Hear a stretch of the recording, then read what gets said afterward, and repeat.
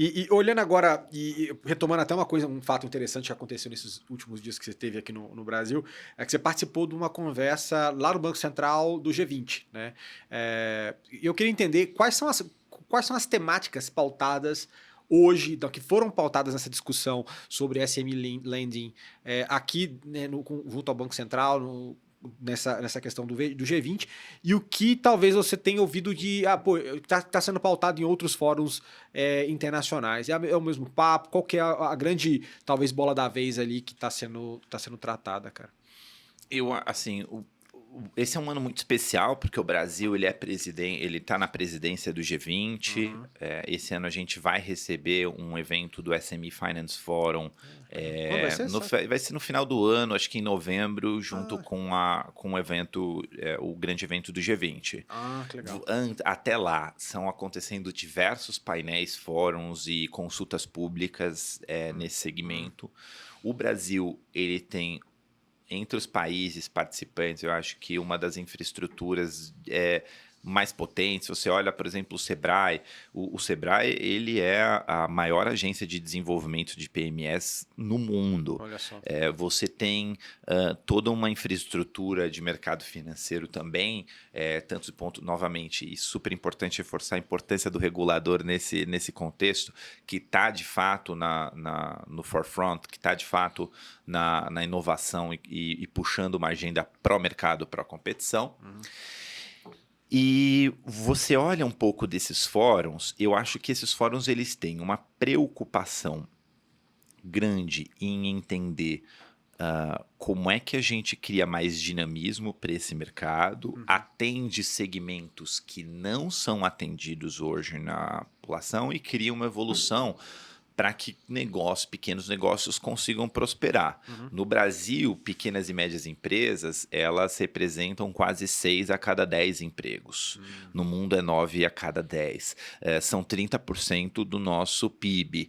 No mundo é quase 40%. Aqui elas são 40% das nossas exportações. Uhum. Então elas têm um papel social importante. Então para os governos, você conseguir trazer liquidez e ajudar elas a se desenvolverem, ela é É um importante. motor de prosperidade, né? Assim, para a economia. Motor de prosperidade. E na prática é um pouco a correlação que eu faço com a minha própria história. Porque meu pai, ele não teve até a quarta série de estudo. Uhum. E ele viu o filho dele se formar no MIT. Uhum. E isso aconteceu, Bruno, por causa do empreendedorismo. Sem dúvida. Isso aconteceu por causa que ele conseguiu gerar valor, apesar de não ter escolaridade, vamos dizer assim, ele teve educação, aprendeu em outras maneiras, como a grande maioria dos brasileiros. Sim. Essa é a realidade, a vasta realidade do nosso país, a gente não pode negar, e a gente precisa atuar, a gente precisa fazer algo e não pode delegar somente ao governo, ao terceiro setor, é uma corresponsabilidade nossa, e eu vejo que, como cidadão e empreendedor, talvez seja um problema que eu mais devia ou mais maior impacto eu possa ter socialmente em tentar resolvê-lo. Essa é a preocupação desses atores. Como é que a gente consegue ajudar com que esses negócios consigam se desenvolver mais e melhor? E aí há uma série de agendas que eles estão apoiando. Então a gente pode falar um pouco de Green Finance. Então, como é que a gente consegue apoiar com que essas cadeias produtivas, e os últimos números que eu vi, eles eram absurdos. Quando a gente fala de descarbonização no mundo, a gente não tem um net zero Uhum. sem uma política específica para PMS. Uhum. Os últimos números que eu tenho, que a Fortune 500, as 100 maiores empresas no mundo, são responsáveis por 70% da emissão do planeta. Sim.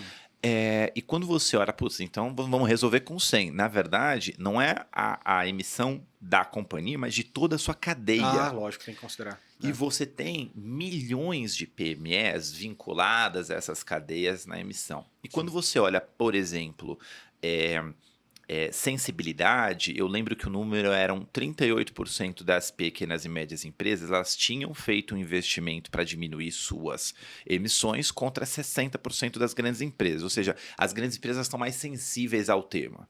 A gente precisa atuar, e esse é um fórum que se discute muito, em como é que a gente consegue aumentar a liquidez e o financiamento e o volume de capital para descarbonização de cadeias produtivas, para que pequenas e médias empresas consigam ser mais relevantes. Supply Chain Finance é chave nesse contexto. Ter métricas de capital social, ou seja, como é que eu vejo um retorno do meu investimento, não só no pagamento das taxas e no cumprimento das obrigações, mas também nas métricas de ESG, nas métricas de impacto social desse negócio. Sim. Por muito tempo, Bruno, e um parênteses importante, a gente sempre ficou olhando para Green Finance num mercado corporate, num mercado de grandes companhias, onde é muito fácil. Estamos na linha do tiro, né? Assim, o mercado realmente olha, como você falou, aquela métrica do 70%, e parece que eles só que carregam, mas a gente tem que olhar por trás disso, né, dessas grandes empresas. Né? Total. E quando você olha, é muito fácil para um financiador olhar e avaliar um crédito para uma companhia internacional. Sim. Então, eu vou chegar, eu vou dar um crédito para essa multinacional que tem balanço, tem uma Big Four auditando, que o volume do empréstimo é de bilhões de reais e que você tem espaço em margem para contratar uma auditoria de ESG para garantir metas que vão ser... Como é que você faz isso no mercado de varejo? Como é que você aplica métricas ESG para um mercado que os tickets são menores, as margens são menores, a simetria de informação é maior, é mais difícil de operar. E nesse, eu acho que assim, alguns players estão fazendo um belo trabalho. Faço um parêntese da inspiração que eu tenho com o Sicredi, há anos há décadas fazendo um trabalho sensacional, uma penetração em PYMEs colossal e, de fato, um trabalho para conseguir trazer crédito barato, ESG para a ponta, como poucos no Brasil. Incrível. Legal. Além desse tema de ESG, você tem temas discutindo underserved communities, né? Comunidades que são mal servidas, mulheres, jovens, a agricultura rural, por exemplo. E eu tive nesse painel que você comentou no Banco Central do Brasil discutindo exatamente sobre isso. E eu tive alguns números que, assim, me assustaram muito, Bruno. As mulheres hoje são a maioria da população brasileira, são 52% da população brasileira, e são, infelizmente, as que mais enfrentam dificuldades para empreender. Uma mulher empreendedora, em média, isso é uma pesquisa do Sebrae, ela é 22% mais educada do que um homem e ganha 17% a menos. Então, você pega um negócio, um salão de beleza, um restaurante, uma mulher, ela geralmente está mais preparada para gerir aquilo e, consequentemente, recebe menos. E aí você diz, putz, por quê? Né? Você vai entender desde gender bias, você vai desde desafios de gestão de acesso a crédito, por exemplo.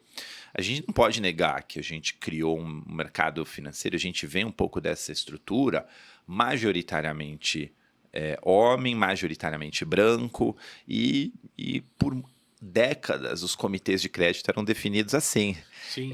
Entender, dados do Sebrae também, que uma mulher, ela, em média, trabalha 16% menos horas do que o homem num negócio, uma mulher empreendedora. Por que isso acontece? Será que ela está tomando caipirinha na praia nesses momentos? Ou ela, de fato, está cuidando de casa, está cuidando da filha, da família, dos idosos, dos pais? Então, assim, tem um desafio contextual de você conseguir servir essas comunidades. Comunidade de jovens, por exemplo. O Brasil está crescendo sua população. Até 2050, a expectativa do IBGE é que não seremos mais do que 230 milhões de habitantes, ou seja, a gente ainda está crescendo a população, e a gente ainda tem um modelo educacional que prepara a pessoa para procurar um emprego. Sim. No momento do modelo onde a população cresce e o emprego é mais raro.